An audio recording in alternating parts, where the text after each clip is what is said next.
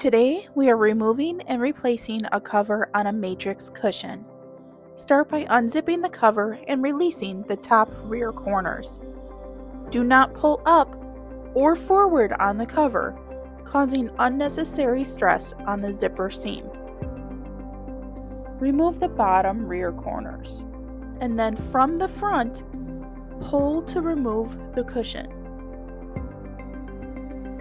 Again, we do not want to pull forward on the cover and cause extra stress on that seam. If there is aggressive contouring, use a hand to help guide the cover over the cushion by pinching the cover in front of the seam. This will allow us to properly remove the cover from the cushion many times with increased longevity. When replacing the cushion cover, it is important to set all 4 bottom corners first.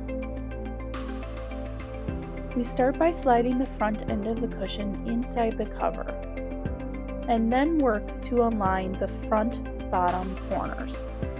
If there is bunching, pinch the top in front to help, or use a hand to guide it from in front of the zipper seam. You can get the best leverage without adding stress to the zipper seam. Once those corners are fitting, you can align the rear bottom corners as well. So now all 4 bottom corners are placed. Front top corners are next. Reach inside the cover to help guide it over the front and lateral contours. Do not tug behind the zipper seam and add unnecessary stress. Pull up and over from the front edge. Align and tuck the rear top corners of the cushion into the cover, and finish by closing the zipper.